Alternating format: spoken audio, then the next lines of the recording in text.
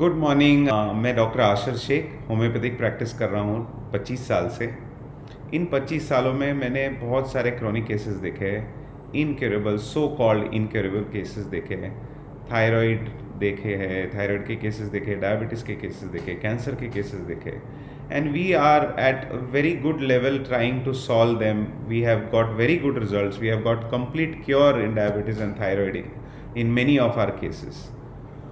सो ये तो बात चलती रहेगी। यही वीडियो में मैं उस चीज़ों का भी एक्सप्लेनेशन दूंगा, क्योंकि वो चीज़ें कोरोना से रिलेटेड भी है। तो उसका मैनेजमेंट और कोरोना वायरस का मैनेजमेंट एक ही तरह का है, तो वो टॉपिक को लेके हम लोग डिस्कशन करेंगे। तो इस चीज़ को लेके आगे बढ़ते हैं। इसके आगे बढ़ने के पहले मैं चाहता हूँ कि आप लोग ये वीडियो देखें।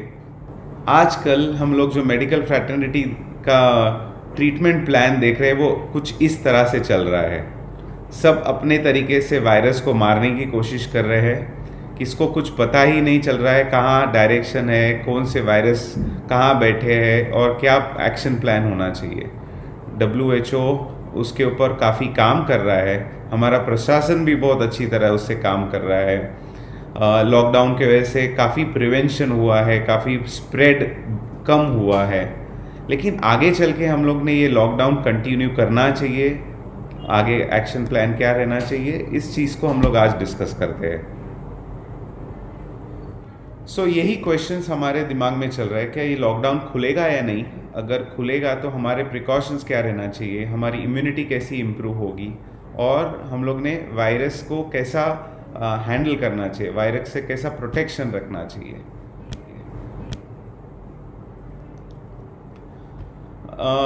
काफ़ी लोगों को छुट्टियां मिली, सब घर पे थे, सब लोगों ने काफ़ी मूवीज़ देखे होंगे, काफ़ी मूवीज़ देखे, मैंने भी काफ़ी मूवीज़ देखा हूँ। तो मैंने एक लिस्ट निकालने की सोची, जितने भी फेमस मूवीज़ है वो सब मूवीज़ को एक लिस्ट में मैं देखूँ। तो बच्चों को पूछा, फ्रेंड्स को पूछा, जितने भी हमारे टेक सैवी फ्रेंड्स हैं उनको फ़ोन किया, तो सब ने मुझे एक लिस्ट दी मूवीज़ की। और वो लिस्ट देख के मैं हैरान हो गया। वो लिस्ट में कौन से मूवी थे मैं आपको बताता हूँ। एक तो वॉर को लेके मूवीज़ थे, एक तो अर्थ डिस्ट्रॉय हो रही है, मर्डर सीरियल्स, मनी हेस्ट, और एक में को किस तरह प्लान करके मारा जाए, डिटेक्टिव्स। यही मूवीज़ सब ऊपर के टॉप लिस्ट में थे। तो ये लिस्ट देख के मैं सोचने लगा कि हम लोग के कॉस्मोस को क्या मैसेज भेज रहे हैं। ये सब मूवीज़ देखे, जो जितने भी हमारे नेगेटिव थॉट्स आते हैं, नेचुरली ये मूवीज़ देखने के बाद जब एंड होता है हम लोग को आइदर दुख होता है या हमारा सर भारी रहता है या दिल भारी रहता है। तो ये सब होने के वजह से जो नेगेटिव थॉट प्रोसेस बिल्ड होता है, वो नेगेटिव थॉट प्रोसेस अगर क्रोनिकली इसी तरह चलते रहा तो यही कारण बनता है हमारे लाइफ में ऑटो इम्यून डिसऑर्डर्स के लिए। ऑटो इम्यून डिसऑर्डर्स यानी अपनी इम्यूनिटी अपने पे ही हावी हो जाती है और अपने ही ऑर्गन्स डिस्ट्रॉय करने लगती है, और उसी वजह से ये क्रोनिक केसेस होते हैं। कुछ दिन पहले मैं टाइम्स ऑफ इंडिया में पढ़ रहा था, there was 300% jump in cancer cases. मुझे याद है हमारे टाइम को एक भी हॉस्पिटल या एक भी कैंसर का डॉक्टर नहीं था नासिक में 20 साल पहले। सिर्फ एक टाटा हॉस्पिटल सुनते थे और वहाँ भी गर्दी कम होती थी। लेकिन अभी कितने सारे हॉस्पिटल्स खुल गए हैं, कितने सारे ऑन्कोलॉजिस्ट हैं, और के कैंसर बढ़ते ही जा रहा है, और उसी को कंट्रोल करने के लिए अभी तक कुछ अच्छी तरह से दवाइयाँ नहीं निकले हैं। सो क्या हो रहा है हम लोग के साथ, हमारी इम्यूनिटी के साथ क्या हो रहा है। कलेक्टिवली पूरे दुनिया की इम्यूनिटी कम हो रही है। तो ये जो कोविड वायरस है, ये अचानक नहीं आया। ये 2002 में सार्स के नाम से आया था, उसके बाद 2-3 साल के बाद मर्स के नाम से आया, और अभी ये कोविड कोरोना वायरस आया है। ये कुछ और नहीं है, लेकिन यही सार्स और मर्स का म्यूटेटेड कजिन है। इसके म्यूटेशन होके ये वायरस स्ट्रांग होते जा रहा है और ज़्यादा डेडली हो रहा है। तो क्या होगा हम लोग जब ये लॉकडाउन खुल जाएगा, हम लोग जब बाहर आएंगे, तो क्या हम लोग ये वायरस को फेस कर पाएंगे। तो मैं इसको लेके आपको एक एग्जांपल देना चाहता हूँ, एलिफेंट्स को लेके। एलिफेंट जो रहते हैं अपने बच्चों को बीच में रखते हैं और ये साइड से चलते हैं। इससे क्या होता है, बच्चों पे कोई अटैक नहीं करता है और बच्चे बहुत कॉन्फिडेंटली वो झुंड के बीच में घूमते रहते हैं। वो कॉन्फिडेंस की वजह से उनकी ग्रोथ अच्छी होती है, उनके ऊपर कोई नेगेटिव इफेक्ट नहीं होता है, और वो नेगेटिव नहीं होने की वजह से और डर नहीं होने की वजह से उनकी ग्रोथ बहुत ही अच्छी तरह से होती है।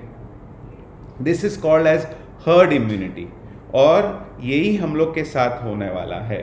जब हम लोग बाहर जाएंगे तो हम लोग कैरियर रहेंगे कोरोना वायरस के, लेकिन वो कोरोना वायरस हमारे शरीर में रहते हुए कोई सिम्टम्स प्रोड्यूस नहीं करेगी या कोई भी तरह का डेथ तक जाने की नौबत नहीं आएगी, कोई कॉम्प्लिकेशन नहीं होगा, निमोनिया नहीं होगा। क्यों?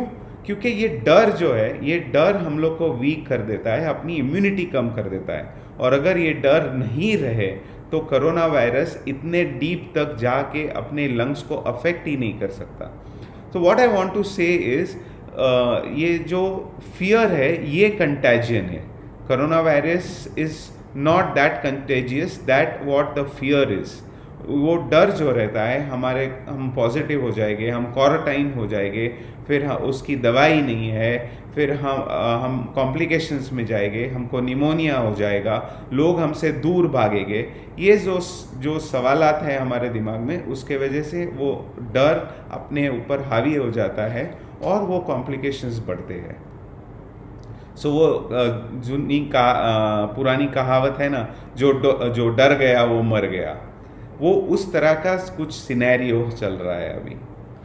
सो अगर हम लोग डरते नहीं हैं, अगर आप यहाँ देखें, अगर हम डरे नहीं, जो फियर ऑफ डेथ अगर हमारे दिमाग में से निकल जाए और हम लोग वो कोरोना वायरस को एक सर्दी का जैसा नॉर्मल वायरस ट्रीट करें, तो हमारे लंग्स तक उसका प्रोपोगेशन नहीं होता है, लंग्स तक वो पसरता नहीं है।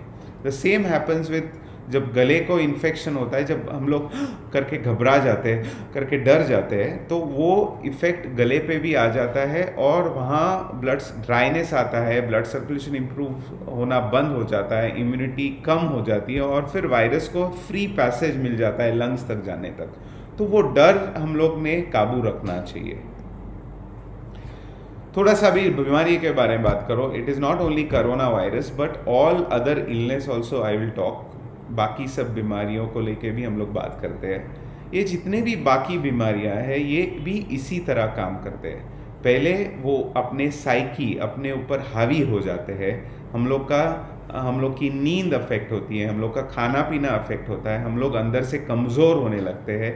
वो कमज़ोरी, वो स्ट्रेस और वो कॉन्फ्लिक्ट हमारे ब्रेन के ऊपर इफ़ेक्ट होता है और ब्रेन में चेंजेस होने के वजह से और ओवरऑल इम्यूनिटी नीचे जाने की वजह से उसका इफ़ेक्ट ऑर्गन के ऊपर होता है।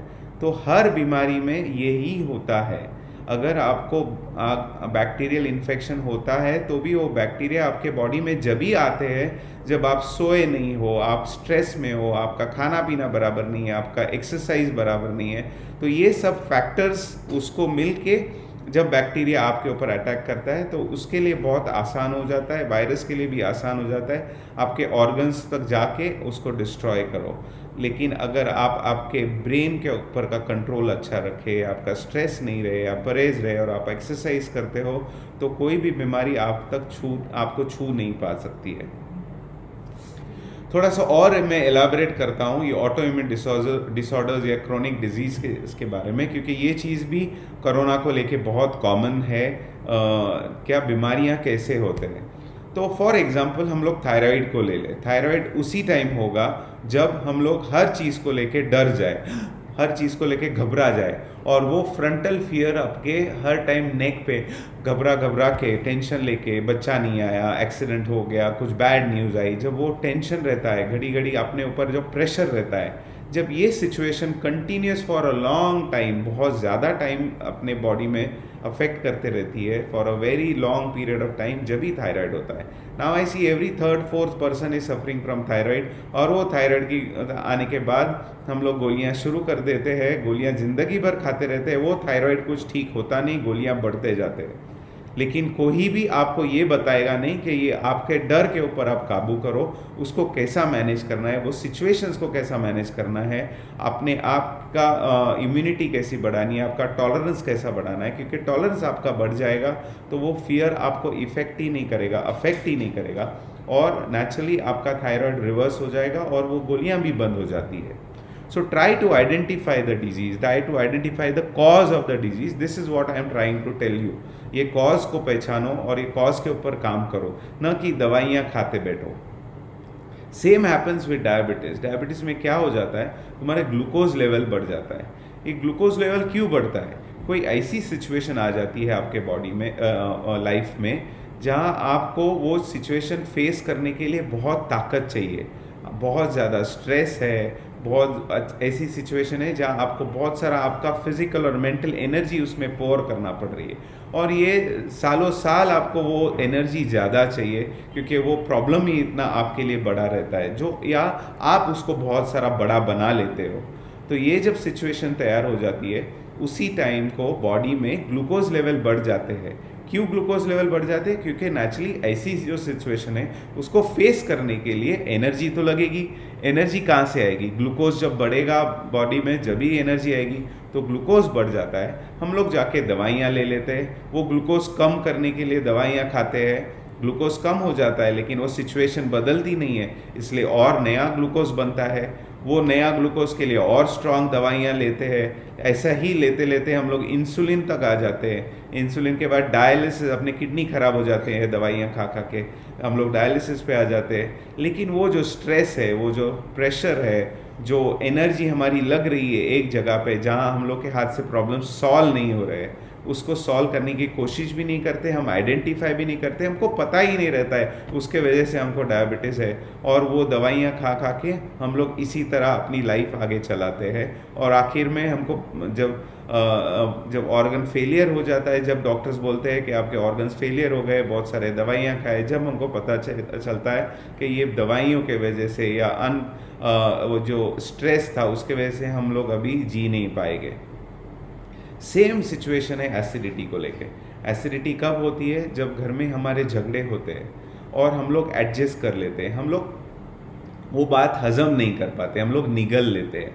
वो जब बात हजम नहीं कर पाते तो बॉडी में एसिड बनता है, बॉडी का एसिड लेवल्स बढ़ जाते हैं, उसके वजह से एसिडिटी होती है. ये नहीं मैं बोल रहा हूँ कि आप लोग कुछ तीखा खाओगे या कुछ खाओगे जो पचता नहीं है या पचने के लिए थोड़ा सा डिफ़िकल्ट है, वो आप खाते हो तो एसिडिटी बढ़ती है. लेकिन वो एसिडिटी सबकी तो नहीं बढ़ती है, वो आपकी ही बढ़ती है इसलिए क्योंकि आपने घर में कुछ ऐसे चीज़ें हैं या घर में वातावरण ऐसा है या घर में जो माहौल है वो इस तरह का है जहाँ आप खुश नहीं रहते, आप स्ट्रेस में रहते, आप गुस्से में रहते, आप झगड़ा करते रहते या लोग आपसे झगड़ा करते रहते और आप उस चीज़ को दबा देते हैं, तो उसी कंडीशंस में एसिडिटी की बीमारी लगती है. तो हम लोग एंटासिड्स खाते हैं, वो एसिड कम बनता है लेकिन वो स्ट्रेस, वो झगड़ा वापस हो जाता है, वापस एसिडिटी बढ़ जाती है.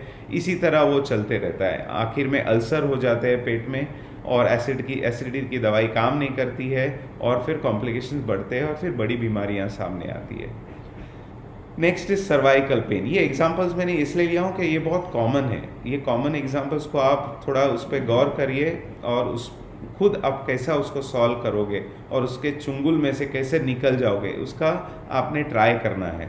ये जो सर्वाइकल पेन है, सर्वाइकल पेन सब बोलते हैं कंप्यूटर किया है या बहुत एक्सर्शन किया है, बहुत काम किया है, उसके बाद नेक पेन चालू हो गया. नेक स्पाइनल कॉर्ड में वर्टिब्रस में गैप हो गया है या गैप कम हो गया. ये क्यों होती है नेक पेन? हम लोग का मान सम्मान नेक से रहता है. जब हम लोग को किसी चीज़ को लेके, किसी लोगों को लेके, कुछ प्रॉब्लम्स को लेके हम लोग को गर्दन नीचे रख के चलना पड़ता है तो हमारी हमारा ईगो हर्ट हो जाता है. हम लोग के ऊपर जो प्रेशर रहता है वो बढ़ जाता है. तो जब ये ईगो हर्ट हो जाता है और हम लोग को नेक नीचे रख के चलना पड़ता है, उसी टाइम सर्वाइकल पेन शुरू होता है और वो ठीक नहीं होता है जब तक हम अपना ईगो बाजू में नहीं रखें. Same is with shoulder pain. Shoulder pain हम लोग को अपनी बॉडी जो है ना डिवाइड की हुई है, राइट साइड और लेफ्ट साइड. राइट साइड हम लोग की बिलोंग करती है हमारे पार्टनर को लेके, वाइफ, हमारे काम को लेके, हमारे फादर को लेके. लेफ्ट साइड जो है वो हम लोग की मम्मी की साइड है, हमारे बच्चों की साइड है।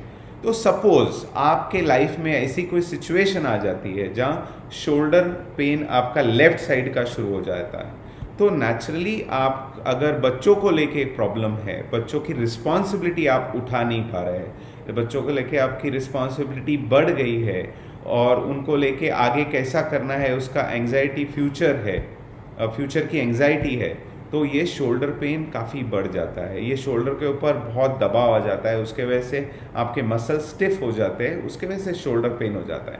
आप शोल्डर पेन के लिए जाओगे, फिजियोथेरेपी लोगे, आप उसके ऊपर काम करोगे, लेकिन ये चीज़ चलते रहेगी। आपको टेम्पररी रिलीफ मिलेगा, लेकिन अगर वो बर्डन आप आइडेंटिफाई नहीं करो और उसी को लेके, वो बर्डन को लेके आपकी लाइफ आगे कंटिन्यू करो, तो वो शोल्डर पेन बार बार आते रहेगा। Temporary medicine, pain killers, physiotherapy लेने से कम होगा, लेकिन अगर ये तुम रियलाइज़ करो कि ये बच्चों की रिस्पॉन्सिबिलिटी बहुत ज़्यादा है और वो आप पे हावी हो रही है, तो उसके वजह से ये शोल्डर पेन हो रहा है, तो वो चीज़ों को सॉल्व करो, उस चीज़ के बारे में अवेयर हो जाओ, वो चीज़ों को कैसा सॉल्व करना है और आपकी लाइफ को कैसा ईज़ में लाना है, ताकि आप डिस ईज़ में से बाहर निकलो, इस पर आपने ध्यान देना है। तो ये कौन है ये कल्प्रिट, वायरस का कल्प्रिट कौन है? ये वायरस आपके बॉडी में जो आ गया है, ये मेन उसका कल्प्रिट है। ये क्या है? ये एक जेनेटिक मटेरियल है जो आरएनए और डीएनए रहता है, वो प्रोटीन से सराउंडेड रहता है and there is a membrane on it. Corona virus जो है ये आरएनए वायरस है और इसके ऊपर जो कोट है ये फैटी कोट है। ये इसको सॉल्व करने का बहुत एक आसान तरीका है जो मैं आगे आपको बताऊंगा कि आपकी इम्यूनिटी कैसी बढ़ानी है या इस चीज़ से कैसा बच के रहना है। तो ये तुम्हारे अंदर कैसा आ जाता है? जब तुम्हारी इम्यूनिटी कॉम्प्रोमाइज्ड हो जाती है, जब ही तुम इन्फेक्ट जल्दी हो जाते हो। एक चीज़ बहुत अच्छी है ये वायरस को लेके, क्या पूरी दुनिया, हर एक पैथी का डॉक्टर, हर एक जन एक कॉमन चीज़ पे आके बहुत अच्छी तरह से रुका है। वो कॉमन चीज़ यही है कि सब अभी इम्यूनिटी की बात करते थे।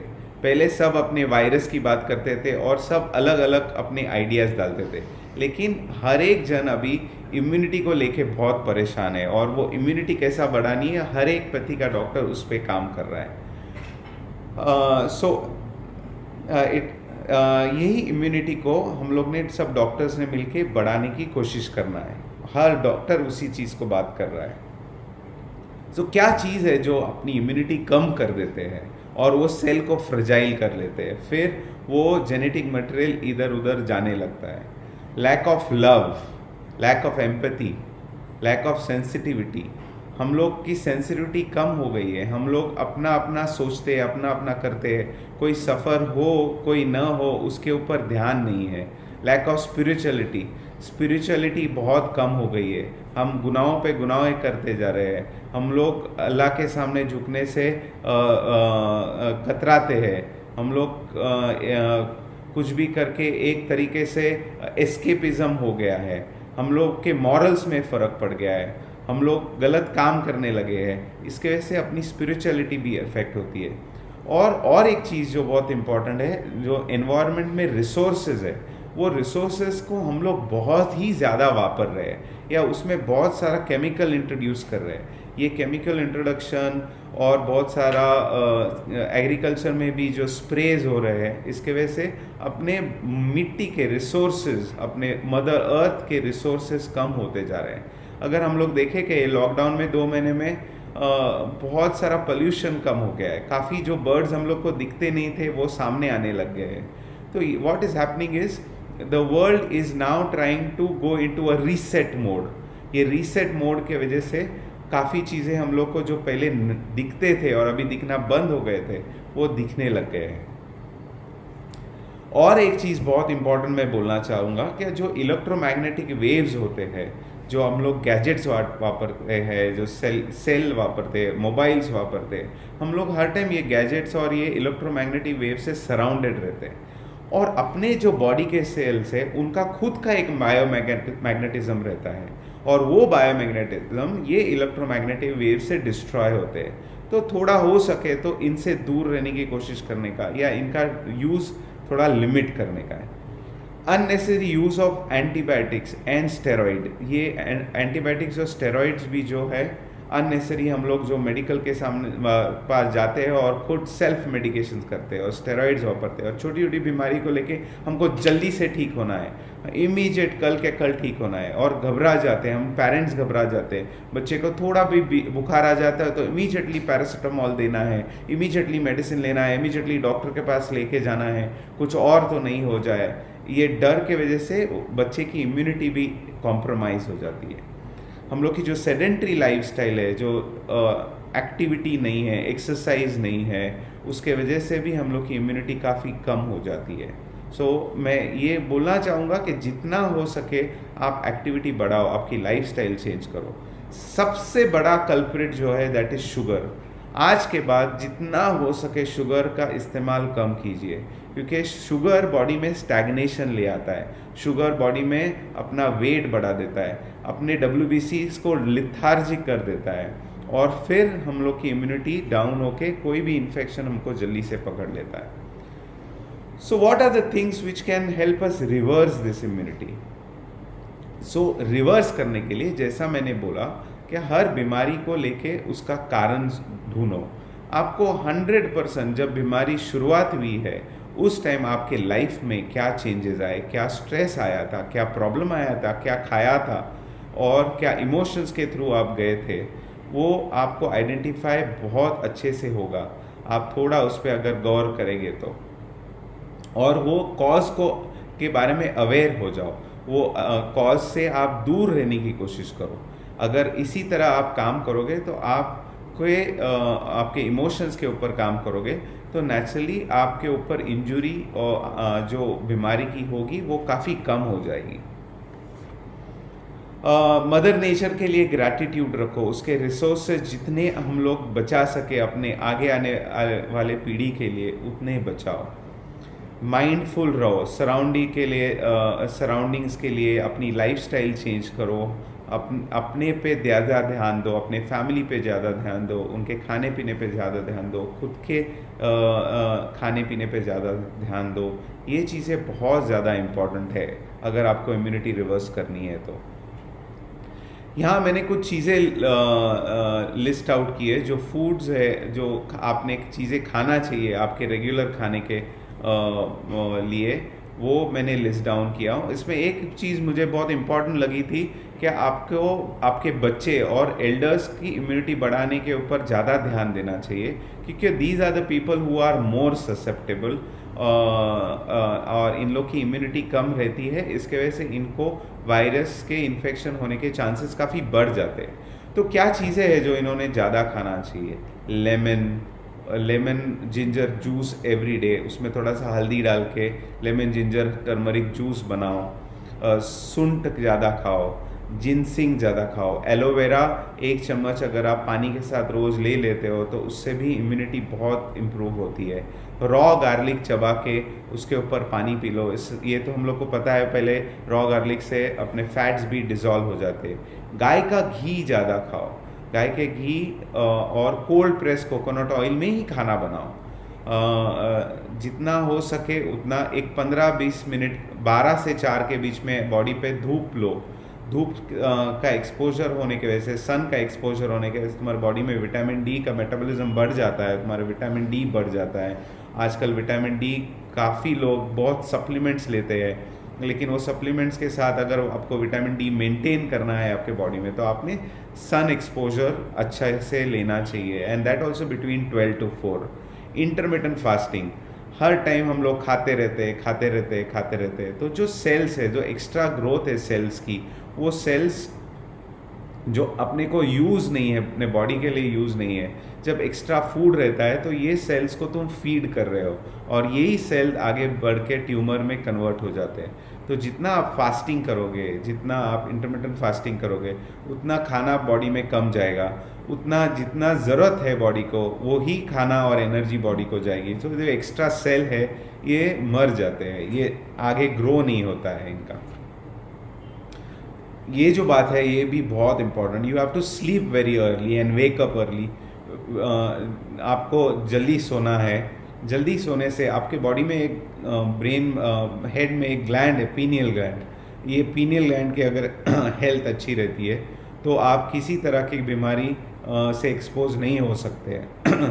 तो ये पीनियल ग्लैंड जब भी काम करती है जब आप टाइम पे सोते हो और टाइम पे उठते हो तो, और आप जब खाना खाते हो तो अच्छे से खाना खाओ, घाई में खाना मत खाओ, फ़ोन पे बात करते करते खाना मत खाओ, मल्टीटास्किंग मत करो खाना खाते खाते। तो ये खाना भी अच्छी तरह से पचता है, जिसके वजह से जितने भी न्यूट्रिएंट्स है, विटामिन्स है, आपके बॉडी में एब्जॉर्ब हो जाते हैं और उससे भी इम्यूनिटी बहुत बढ़ जाती है। क्या चीज़ें हैं जिससे आपकी इम्यूनिटी कम हो जाती है? ओवर कुक्ड फूड, बहुत सारा खाने को हम लोग घड़ी घड़ी पकाते हैं, घड़ी घड़ी गर्म करते हैं, तो उससे भी इम्यूनिटी कम हो जाती है क्योंकि उसके न्यूट्रिएंट्स कम हो जाते हैं। बहुत सारा रेड मीट जितना कम कर सके उतना कम करो आप। रिफाइंड ऑयल, आज के बाद आपने कोल्ड प्रेस कोकोनट ऑयल या कोल्ड प्रेस, कोई भी कोल्ड प्रेस कोकोनट ऑयल जो घानी का तेल रहता है, उसी में आपका खाना बनाओ। आप बिल्कुल भी गलती से भी रिफाइंड ऑयल्स मत वापरो। ये रिफाइंड ऑयल्स ही कोलेस्ट्रॉल और सब बीमारी के कारण बन गए हैं। ये जो घानी के तेल में जो प्रोटीन रहता है, ये प्रोटीन कभी भी आपको मोटापा होना नहीं देता है और आपके बॉडी के अंदर कोलेस्ट्रॉल डिपॉजिट होने नहीं देता है। अननेसेसरी पेन किलर्स और एंटीबायोटिक्स मत खाओ। थोड़ा भी दर्द हुआ, मैंने देखा हूँ लोग जिम में जाते हैं और बदन दुखता है तो पेन किलर्स खा लेते हैं, तो दिस इज़ वेरी बैड। वो जो इन्फ्लेमेटरी प्रोसेस है बॉडी में, जिम आने के बाद जो फाइबर्स टूट जाते हैं उसको अपने आप हील होने दो। आप पेन किलर्स खा के आपके खुद के बॉडी की इम्यूनिटी कम कर रहे हो। टैल्कम पाउडर बहुत हम लोग बॉडी पे डालते रहते हैं, जब देखो जब टैल्कम पाउडर डालो, नाइसिल पाउडर डालो, उससे क्या होता है जो हम लोग के स्किन के अंदर जो स्वेट पोर्स रहते हैं वो ब्लॉक हो जाते हैं। वो ब्लॉक होने के वजह से स्किन पूरी तरह हाइड्रेशन नहीं कर पाती, स्किन ड्राई हो जाती है और फिर हम लोग को स्किन प्रॉब्लम्स बहुत ही जल्दी हो जाते हैं। जितना हो सके विक्स बाम ऑइंटमेंट्स मत वापरो, क्योंकि जब अगर नेज़ल डिस्चार्ज होता है, कफ बाहर निकल रहा है, हम लोग विक्स लगा लेते हैं तो वो nasal discharge post nasal discharge हो जाते हैं, साइनस भर जाते हैं, लंग्स भर जाते हैं, तो ये चल के बीमारी क्रोनिक हो जाती है, बढ़ने लगते हैं। तो जितना हो सके विक्स बाम और ऑइंटमेंट्स का इस्तेमाल कम करो। और स्टेल फूड मत खाओ। सुबह का खाना सुबह ही खा लो, शाम का खाना फ्रेश बना के शाम को खाओ, दूसरे दिन सुबह गर्म करके खाने का जितना हो सके उतना अवॉइड करो। प्रशासन ने बहुत ही अच्छा काम किया है। लॉकडाउन के वजह से उनको बहुत सारा टाइम मिला है वेंटिलेटर्स रेडी करने के लिए, और पूरी तरह जो सिनेरियो है उसको रेडी करने के लिए, क्योंकि आउटसाइड वर्ल्ड अगर देखे, इटली वगैरह को देखे तो उनके सिचुएशन आउट ऑफ कंट्रोल गई है। लेकिन मोदी साहब ने और सब लोग ने मिल के, हमारे पुलिस ने, हमारे हेल्थ डिपार्टमेंट जो तैयारी किया है आने वाले दिनों के लिए, उन्होंने एक एक्सेलेंट काम किया है। और आगे चल के वैक्सीन्स भी बनेंगे, लेकिन वैक्सीन्स बनने के बाद उनका साइड इफ़ेक्ट होगा, उनके ट्रायल्स चलेंगे। वो वैक्सीन्स कोरोना से तो आपको बचा लेंगे, लेकिन कोई अगर दूसरी बीमारी अगर आपके बॉडी में कॉज करते हैं जो क्रोनिक है, जो आपको बड़ी बीमारी दे सकती है, तो जितना हो सके हम लोग वैक्सीन की राह तो देखेंगे, लेकिन उसके ट्रायल्स की भी राह देखेंगे, जिसको काफ़ी टाइम लगेगा। At least it will take 1.5-2 years for the vaccines to come into market. तो जब तक हम लोगों ने क्या करना चाहिए, जब तक हम अपनी इम्यूनिटी इतनी बढ़ाना चाहिए कि हमारे पास कोरोना वायरस का हमारे ऊपर कोरोना वायरस का इफ़ेक्ट ही नहीं हो। और सबसे बड़ी इम्पॉर्टेंट बात मैं ये बोलना चाहूँगा, इसको लेके हम लोग लेक्चर एंड करेंगे। क्या we have to now look for holistic health. What is holistic health? अगर आपके हाथ में दर्द है तो आप जाके वो पेन किलर खा लेते हो, थोड़े दिन के लिए तो वो पेन किलर काम कर जाती है, लेकिन वो पेन क्यों हो रहा है उसके बारे में सोचो। और अगर आपको हेल्दी रहना है तो आपका माइंड, आपकी स्पिरिचुअलिटी, आपके मॉरल्स, आपका स्वभाव, आपका बर्ताव और आपके फिजिकल, ये तीनों को लेके तीनों को हेल्दी बनाना है। ना कि आपका खाली बॉडी अच्छी दिखना चाहिए और mentally you are sick and spiritually you are absolutely not there praying towards God and you are not afraid of God. ये चीज़ें आज के बाद बंद करना है। जब होलिस्टिक हेल्थ आ जाएगा, जब ही आप लोग सब हेल्दी रह पाएंगे। इस चीज़ को लेके मैं ये वीडियो यहीं ख़त्म करता हूँ। All the best, be safe, be at home, take care of your elders and your children. और ये वीडियो को बार बार सुनिए और अपने बीमारी का कारण ढूंढिए और उसी को आप खुद सॉल्व कर सकते हैं। पहले जब मेडिसिन नहीं थे या हम लोग जब छोटे बच्चे थे तो हमारा कट हो जाता था, कट होने के बाद ज़ख़म हो जाती थी, ज़ख्म हम लोग खेलते रहते थे और वो ज़ख्म अपने आप भर जाती थी, न कि उस टाइम हम डेटॉल वापरते थे न कुछ लगाते थे, वो मिट्टी में खेलते खेलते ही वो ज़ख्म ठीक हो जाती थी। So this was a complete health, और बॉडी अपनी हीलिंग के लिए ही बनी है, उसको खाली वो एक्सपोजर से या इंजुरी से या कॉज से दूर रखिए। अगर आप वो कॉज और इंजुरी से आप दूर रखेंगे आपके बॉडी को, तो अपनी बॉडी खुद अपने को हील कर सकती है, अगर आप मेंटल, स्पिरिचुअली और फिजिकली हेल्दी रहो तो। Thank you so much.